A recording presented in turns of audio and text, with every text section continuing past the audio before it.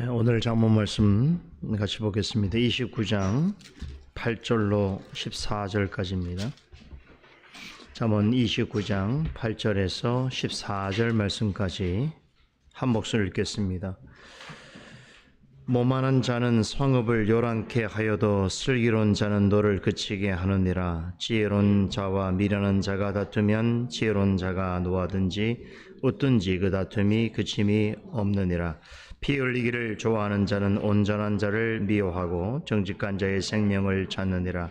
어리석은 자는 그 노를 다 드러내어도 지혜로운 자는 그 노를 억제하느니라. 관원이 거짓말을 신청하면 그 하인은 다 악하니라. 가난한 자와 포악한 자가 섞여 살거니와 여호와께서는 그들의 눈에 빛을 주시느니라. 왕이 가난한 자를 성실히 신원하면 그 위가 영원히 견고하리라. 아멘. 계속해서 잠언 29장을 살펴보도록 하겠습니다. 지난 두 주간에 걸쳐서 우리 잠언 29장 1절에서 7절까지 말씀에 담겨 있는 의미와 교훈을 살펴보았는데,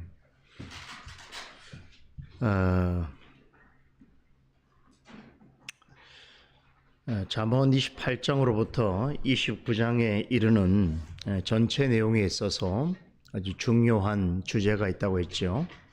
바로 하나님의 나라입니다. 특별히 지난주 우리 3절에서 7절까지 살펴본 본문에서는 이 땅에서 하나님의 나라 백성으로 살아가는 성도로서 장차 임하게 될 하나님 나라에 대해서 어떤 태도를 가지고 기다리고 준비해야 하는가라고 하는 교훈에 대해서 전해 주었습니다. 성경은 하나님의 나라에 관해서 두 가지 시간성이 있다라고 가르칩니다.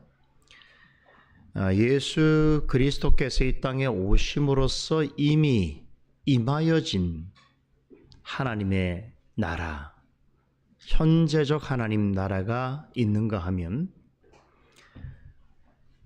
그리스도께서 장차 다시 오시는 날에 완성될 영원한 하나님의 나라, 즉 미래적 시간으로서의 하나님 나라가 있습니다. 신학자들은 이 하나님의 나라에 공존하고 있는 현재성과 미래성이라고 하는 두 가지 시간 개념을 already but not yet 이라고 하는 말로 표현합니다. already, 이미 임하였으나 but, 하지만 not yet, 아직은 완성되지 않았다, 이런 뜻이에요. 그러니까 하나님의 나라는 이 두 가지 시간성을 늘 가지고 있다는 거예요. 이미 그리스도의 초림으로 이 땅에 우리 가운데 임하여진 하나님의 나라가 있는가 하면, 그 하나님 나라를 우리는 지금 현재적으로 경험하고 있습니다. 동시에 그리스도의 재림을 통해서 완전한 실체로서 드러나게 될 영원한 하나님 나라, 그 나라는 아직은 이 땅에 오지 않았다. 미래적으로 성취되어질 하나님 나라다. 그런 개념인 것이죠. 그런데 이 개념은 성경에서 말하고 있는 하나님 나라를 이해하는 데서 대단히 중요한데, 단지 신학자들이 만든 개념이 아니라 예수님께서 하나님 나라에서 가르치신 교훈을 아주 간단하게 도식화한 것입니다. 기억하세요? already, 이미 임하였으나 but not yet, 아직은 완성되지 않은 채로 있다라는 것이죠. 예수님께서 이 땅에 오셔서 처음으로 전하신 말씀이 뭐죠? 회개하라, 천국이 임하였다라고 하셨습니다. 우리말로는 가까이 왔느니라라고 번역이 되어 있지만 원문에 보면 하나님 나라가 임하였다라고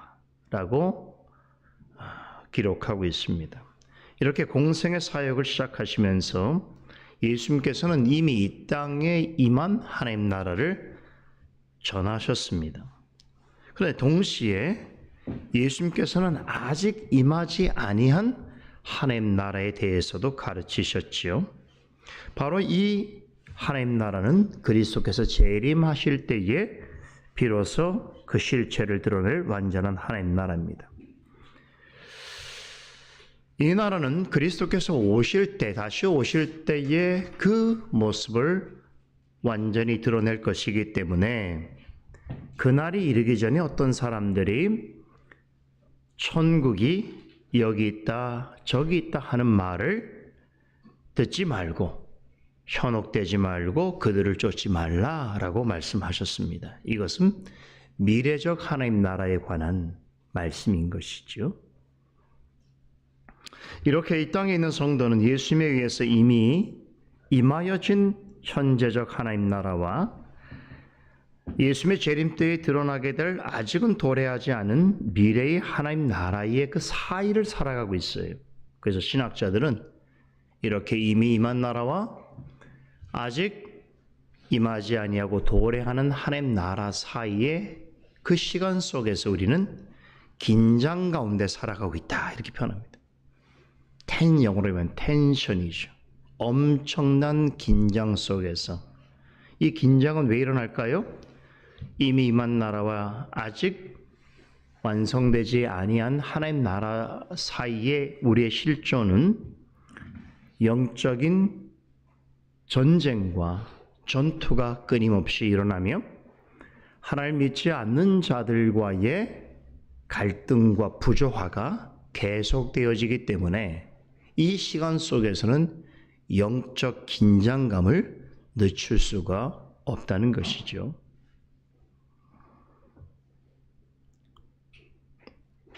자, 그런데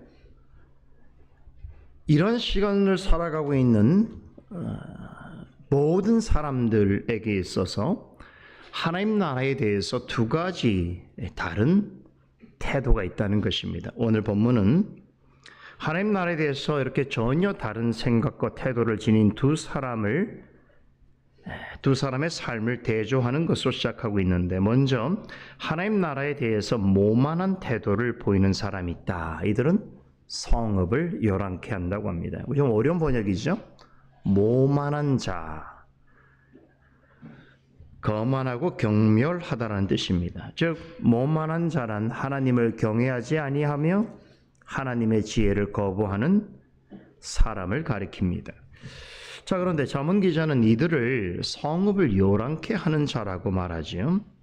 흥미로운 것이, 자, 스스로는 세상에 대해서 절대적으로 필요하다고 생각하고 또 자신은 세상을 위하여서 일하고 있다라고 확신하며 살아가고 있지만 하나님 관점에서는 이들은 성읍을 요란케 하는 매우 거만하고 하나님을 경멸하는 자들이다라는 것이죠. 자, 이들이 모든 일에 있어서 이렇게 거만하거나 경멸한 태도를 보이는 것이 아니라 특별히 하나님 나라에 대해서 그렇다는 것입니다. 그래서 이들의 특징이 있는데, 이들은 예수님에 의해서 이미 임하여진 하나님 나라나 예수님의 재림으로 인해서 완성될 하나님 나라에 대해서 아무런 관심을 갖지 않습니다. 그러면서 우리가 전하고 있는 하나님 나라와 예수 그리스도에 대하여서 이들은 조롱하고 멸시하지요. 그런 점에서 하나님 관점에서 볼 때에 이런 사람들은 성읍을 요란케 하는 자들이다. 다툼과 분란을 일으키는 어리석은 자들이다라는 것입니다. 이에 반해서 성경의 가르침에 따라서 예수 그리스도와 하나님 나라를 믿음으로 믿고 받아들이는 순종하는 사람들이 있는데, 잠언 기자는 이들을 분노를 그치게 하는 슬기로운 자라고 합니다. 분노를 그치게 하는 것은 성읍을 요란케 하는 것과 대조되는 편이죠. 하나님의 백성의 한 특징을 묘사해 주고 있습니다. 자, 하나님 나라를 대적하는 자들의 특징이 뭡니까? 성읍을 요란케 하는 것이, 늘 끊임없는 다툼과 분란을 일으킨다는 것이. 이런 사람들의 특징은 사람들의 분노를 부추기고 또 사회의 불안을 확산시킵니다. 하지만 하나님의 지혜를 듣고 행하는 사람은 세상에 평화와 평안을 가져다 줍니다. 이게 가장 큰 차이예요. 하나님 나라 백성이냐 아니냐의 가장 큰 차이 중에 한 가지는 참된 평화를 추구하느냐 아니면 거짓된 확신으로 요란케 하느냐, 두 가지입니다. 예수님께서는 팔복설교에서 믿는 자를 가리켜서 화평하게 하는 자다라고 말씀하셨죠. 화평하게 하는 자는 하나님의 자녀라고 일컬음을 받을 것이다 라고 말씀하셨어요. 야고보 사도는 야고보서 3장에서 그리스도인은 하늘로부터 오는 지혜를 받은 화평하게 하는 자다. 이 화평으로 심어서 의의 열매를 거두는 사람이 그리스도인이다 라고 전하고 있습니다. 복음이라고 하는 것은 다르게 말하면 그리스도로 말미암아 심판받아 마땅한 죄인이 하나님과 화목하게 되었다는 것을 알리는 것입니다. 이게 복음인 것이죠. 원래는 하나님과 원수였던 자가 그리스도의 구속의 은혜로 말미암아서 하나님과 화목해 되었다는 것을 전하는 것이 복음인 것이죠. 그렇기 때문에 이러한 하나님과의 화목을 그리스도로 말미암아 경험한 사람이라고 한다면 다른 사람에게도 그러한 화목의 은혜가 전해지기를 바랄 수밖에 없는 것이죠. 그래서 그런 마음으로 전하는 복음은 평화의 복음이 되는 것입니다. 아무리 사악한 죄를 범한 사람이라고 하더라도 예수 그리스도의 속죄의 은혜로 말미암는다면 죄의 사함을 얻을 수 있다라고 하는 그 복음의 확신으로 악을 골짜기까지 가서라도 복음을 전할 수 있는 것, 그게 그리스도인의 마음인 거예요. 이해되세요? 어떤 자기가 생각하는 특정한 사람과 특정한 부류의 사람들, 마음에 들지 않는 사람들, 생각과 이념이 다르다고 해서 그런 사람들에게는 복음을 전할 수 없다. 요즘 좀 심각해지고 있어요. 밖에서 시끄러운 거는 이해할 수 있는 일인데 교회 안에서조차 어떤 특정한 부류의 생각을 가진 사람만이 교회에 나와서 복음을 들어야 한다라고 하는 것은 저로서는 도저히 받아들이기 어려운 일입니다.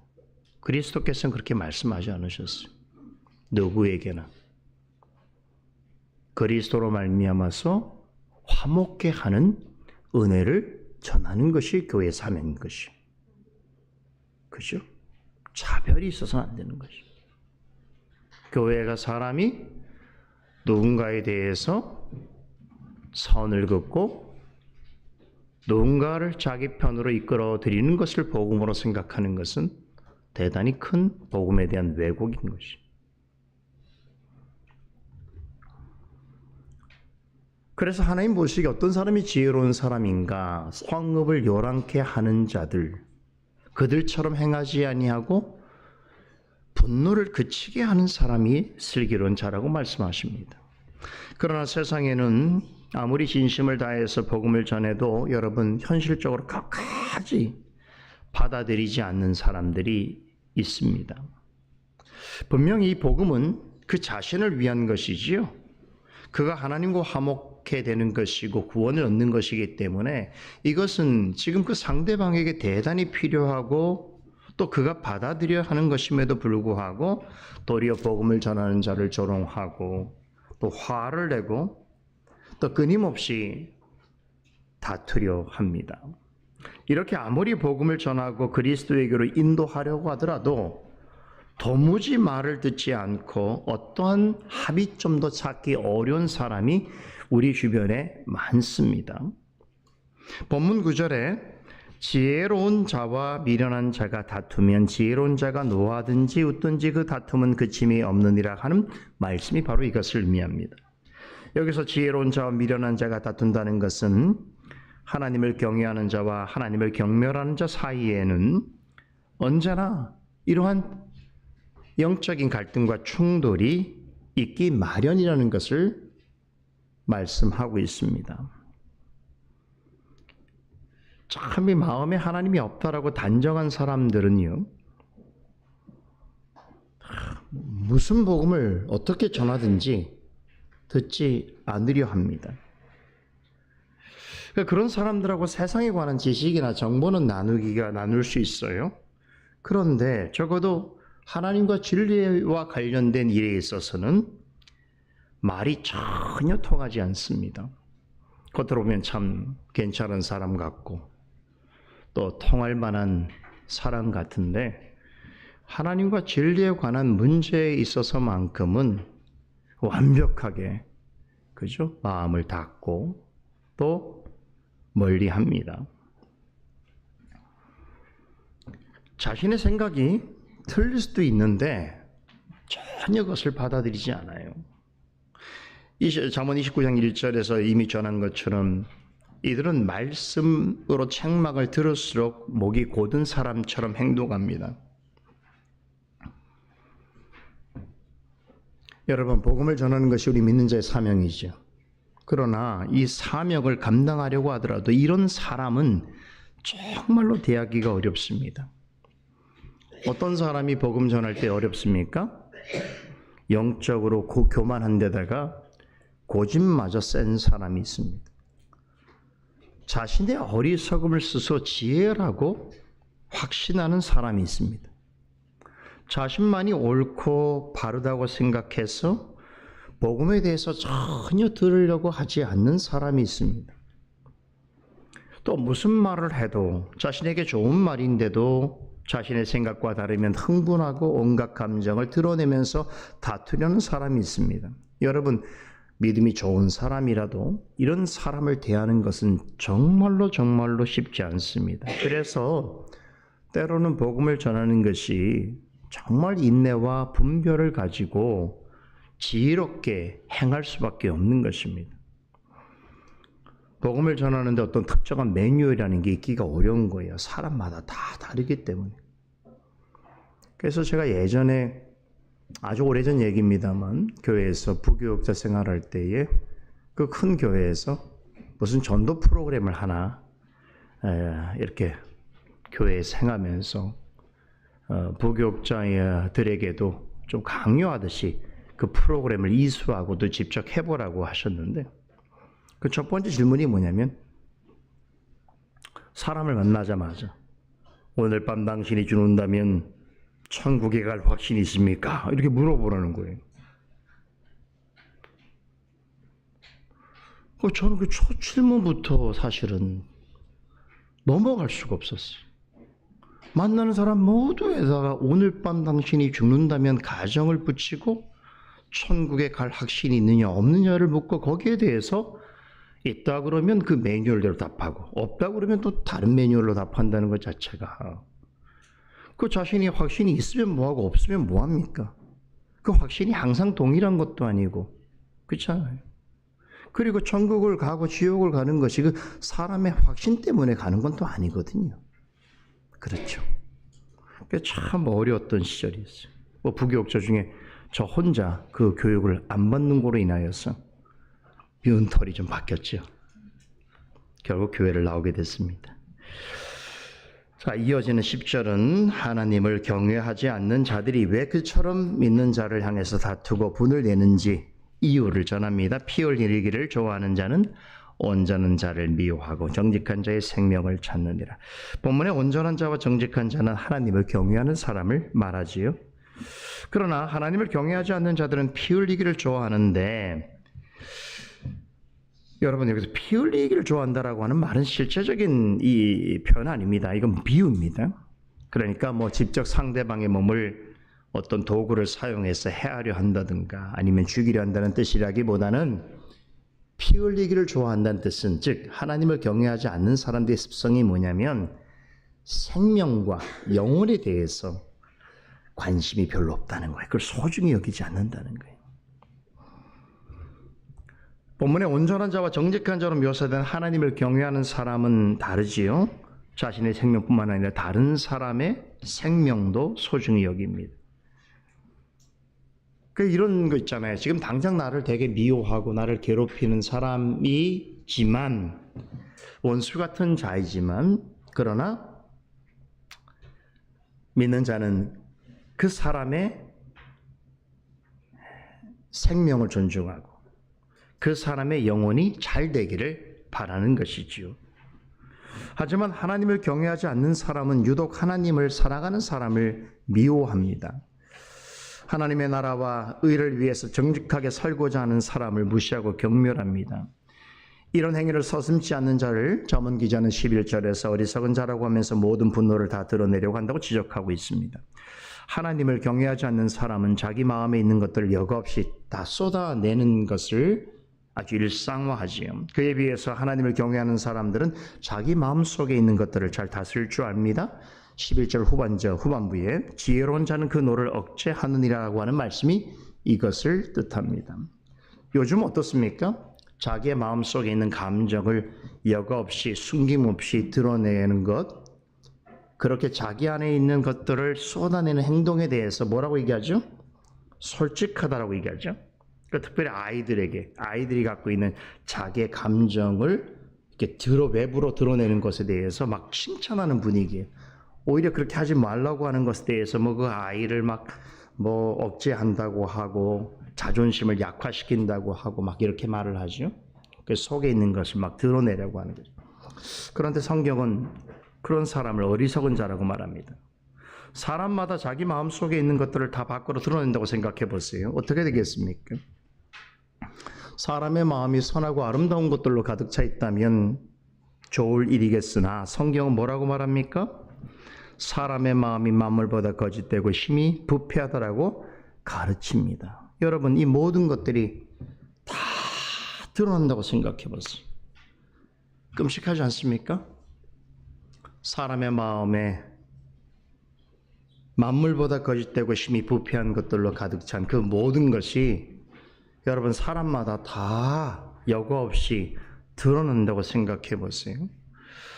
시편 15편 1절 51편 1절에 같은 말씀이 있죠. 어리석은 자는 그의 마음에 이르기를 하나님이 없다 하는도다. 그들은 부패하고 행실이 가증하니 선을 행하는 자가 없다라고 말씀하십니다. 마음에 하나님이 없는 자들은 결코 하나님을 경외하지 않지요. 그런 사람은 무슨 일을 하더라도 하나님이 보시기에 마음은 부패하고 행실은 가증하며 결과는 불의합니다. 그런데 그런 사람들이 자기에 있는 마음 속에 있는 것들을 다 쏟아낸다면 여러분 이 세상 어떻게 되겠습니까? 세상은 악취나는 대형 쓰레기장이 될 것입니다.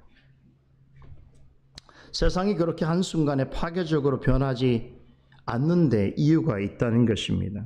그것은 하나님께서 생명의 근원이 되는 사람의 마음을 붙잡고 계시기 때문입니다.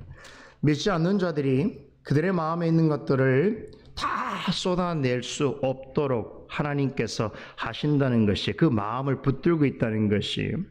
그래서 여러분 비록 사람이 그 마음이 부패하고 악하여 어느 것도 하나님께서 보시기 기뻐할 만한 것은 없지만 그러나 그 모든 것들이 여과없이 다 쏟아내지 않도록 하나님께서 사람의 마음을 붙들고 계시다는 것. 그래서 그런 까닭에 세상이 어느 정도의 균형 속에서 유지되는 것입니다.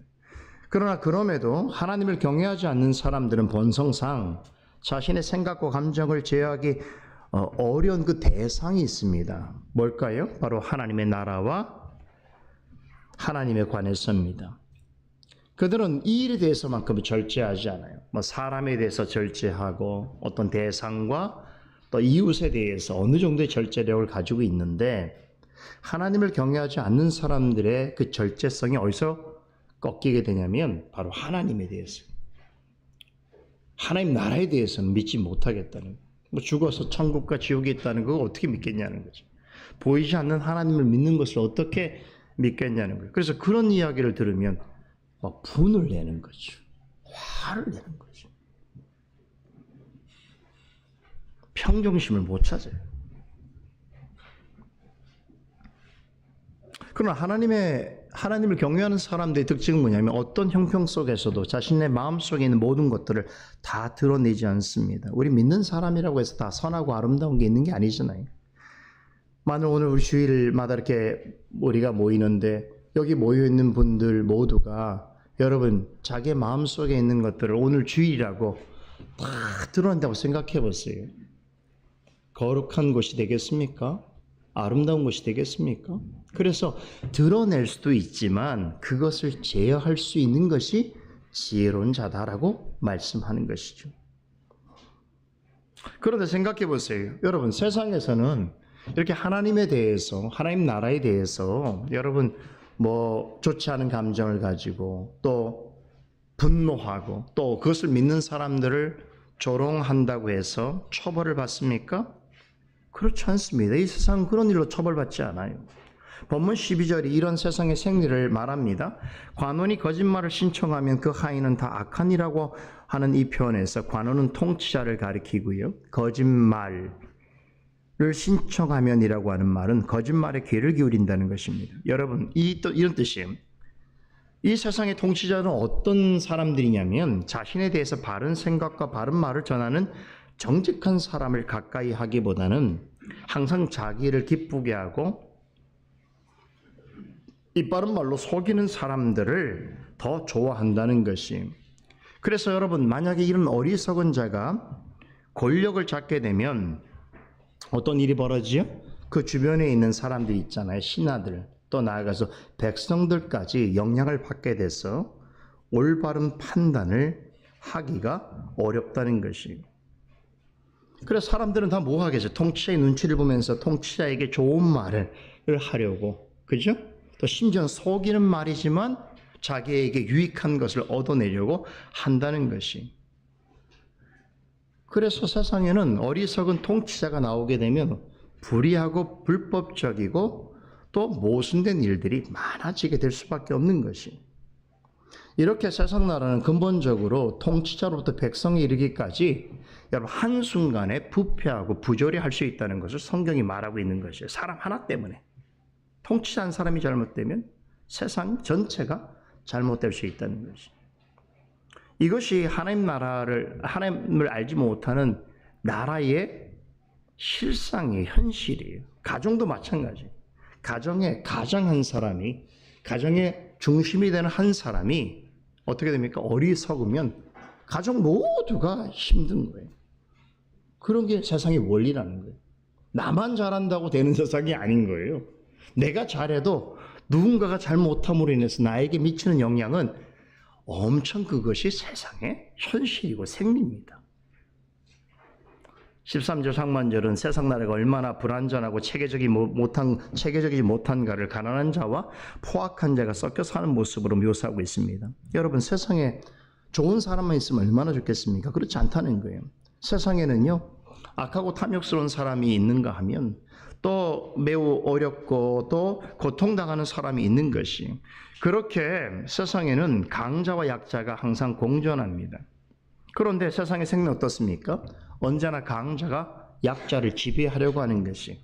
약자는 강자의 먹잇감이 되는 것입니다. 여러분 이것이 세상의 냉엄한 현실이 부정할 수 없어요. 이것이 여러분들이 지금 사회생활 하시면서 겪는 현실이고 조금 더 크게 나가면 국제사회가 겪는 현실인 것이. 그죠? 강자가 중심인. 그죠? 강자가 약자를 그렇죠. 먹잇감으로 생각한단 말이에요. 사람들은 이런 얘기를 하면 누구도 다 세상 그 좋은 세상 아닙니다. 바람직한 일이 아닙니다라고 말하지만 이런 현실을 받아들이지 않으면 살 수 없는 것이 또 세상이기도 한 것이죠. 그런데 만약에 강자만을 위한 세상이 되면 어떻게 되겠습니까? 그렇다면 세상은 강자들의 놀이터가 되겠지요. 약자는 살아남을 수가 없겠지요. 그런데 어떻게 하신다고 하나님께서 세상에는 강자와 약자가 뒤섞여 살도록 하신다는 것이죠. 그래서 세상의 생리대로 보자면 강자만 살아남을 것 같은데 강자는 강자대로, 약자는 약자대로 살아가도록 하신다는 것이. 어떻게 이런 일이 가능한가? 13절 하반절에서 그 이유를 제시합니다. 여호와께서 그들의 눈에 빛을 주시기 때문이라고 합니다. 이런 의미가 있습니다. 내포하고 있습니다. 이 세상에 강자나 약자나 부자나 가난한 자나 그들의 생명을 주관하시는 이가 여호와 하나님이시라는 거예요. 하나님께서는 마치 해와 비의 혜택을 모든 사람들에게 골고루 베풀어 주시듯이 서로 다른 계층에 있는 모든 사람에게 하나님 필요에 따라서 그들의 생명을 부여하시고 그들을 유지하게 하신다는 거예요. 언제까지요? 주님께서 오시는 날까지요. 그래서 이 세상은 강자와 약자가 공존하는 방식으로 살아가도록 하신다는 거예요. 누구 한 사람을 위한 세상은 아니기 때문인 거죠. 이런 일을 누가 하시는 거예요? 사람들은 강자만이 남을 수 있는 세상의 법칙과 생리와 구조를 만들어 가잖아요. 힘 있는 사람들이, 법을 만드는 사람들이 그잖아요. 그럼에도 불구하고 왜 이 세상은 어떤 특정한 힘 있는 사람들만 남지 않는가? 하나님이 그렇게 하신다는 거예요. 그런데 이런 의문을 가질 수 있죠. 왜 하나님은 악한 자들을 당장 심판하지 아니하시고 그들을 살게 하시는가? 그것은 우리로서 생각할 수 없는 절대적인 지혜를 가지신 그 하나님의 주권입니다. 하나님께서 무한하신 지혜로 불의한 세상과 악한 자들을 향하여 심판을 연기하십니다. 그리고 이 세상에 하나님의 백성과 그들이 공존하도록 허용하십니다. 이것은 예수님의 재림이 있기 전까지, 다시 말해서 최종적인 심판이 있기 전까지 악한 자에게라도 구원받을 수 있는 기회를 주시기 위해서입니다. 이처럼 크신 구원의 계획과 섭리 가운데 이 세상에 의인과 악인이 섞여 있게 하십니다. 그럼 확실한 것은 무엇이냐? 이 세상은 완전하지 않을 뿐만 아니라 영원하지 않다는 것이에요. 그래서 이 죄악되고 불안정한 세상은 예수님께서 다시 오실 때에 어떻게 됩니까? 심판을 받게 됩니다. 장차 그리스도께서 심판주로 오시는 날에 그리스도로 의해서 온전한 하나님 나라의 실체가 드러날 때에 세상 나라는 어떻게 됩니까? 완전히 무너지게 될 것입니다. 그리고 하나님을 경외하지 않은 모든 사람은 영원히 형벌받게 될 것입니다. 그때 만왕의 왕이요 만유의 주요 만물의 심판 주신 예수 그리스도께서 이 세상에 불의하고 불완전한 모든 나라와 모든 사람을 심판하신 후에 오직 공의와 정의로 통치하시는 의로운 나라를 완성하실 것입니다. 그때에 그 완전한 실체를 드러나게 될 나라는 그리스도에 의해서 영원토록 보존될 것입니다. 오늘 본문의 마지막 구절 보세요. 14절. 우리 이렇게 진술하면서 마칩니다. 다 같이 한번 읽어보겠습니다. 왕이 가난한 자를 성실히 신원하면 그의 왕위가 영원히 견고하리라. 지금 제가 설명한 이 말씀이에요. 여기에 소개된 왕은 어떤 왕입니까? 현재 이 땅에 임한 하나님 나라뿐만 아니라 장차 도래할 영원한 하나님 나라를 통치하고 계시는 예수 그리스도를 말합니다. 그렇다면 왕이 가난한 자를 성실히 신원한다라고 하는 말은, 여기 신원한다라고 하는 말이 재판하다, 통치하다는 뜻입니다. 성실히라고 하는 말은 진실로라고 하는 뜻입니다. 그렇다면 여기서 말하고 있는 그 통치 대상이 되는 가난한 자는 누구를 가리키는가? 이 땅에서 비록 연약하고 가난해도 하나님의 말씀을 사랑하고 순종하여 오직 하나님만을 의지하고 경외하는 삶을 살아가는 구원받은 성도를 말합니다. 이들은 이미 이 땅에 임한 하나님 나라에서뿐만 아니라 장차 실현될 영원한 하나님 나라에서 속하여 있는 하나님의 백성입니다. 그리스도께서 이 땅에 오시는 날 하나님 나라에 속한 모든 성도를 위하여 거룩한 진리로 통치하시는 영원한 하나님 나라는 그 실체를 완벽하게 드러낼 것입니다. 그렇기 때문에 하나님께서는 그때까지 그리스도에 의해서 다스려질 그 나라를 영원히 보존하시는 것입니다. 바로 이 나라는 하나님의 택한 자들을 위해서 예비되어 있습니다. 그리고 이 나라는 지금 이 땅에서 하나님의 백성으로 살아가는 성도들을 위하여 이미 임하여 있기도 합니다. 지금 현재적으로 우리 가운데 가장 임하여 있는 확실한 하나님 나라가 무엇이겠습니까? 바로 그리스도의 몸된 교회입니다. 그러므로 주님의 몸된 교회에 속하여 있는 성도는 영원한 하나님 나라를 살아가고 있는 하나님의 백성임을 믿으시기 바랍니다. 기도하십시다. 거룩하신 하나님, 은혜를 감사합니다. 거룩하고 복된 주님의 날에 우리를 불러 모으시고 잠언 말씀을 통하여 하늘의 지혜를 듣고 깨닫게 하시니 감사를 드립니다. 오늘도 주어질 우리의 모든 시간들 가운데 하나님께 영광 돌리게 하여 주시고 하나님과 더불어 기뻐하며 하나님을 영화롭게 하는 복된 시간 되게 하여 주시옵소서. 예수 그리스도 이름으로 기도드리옵나이다. 아멘.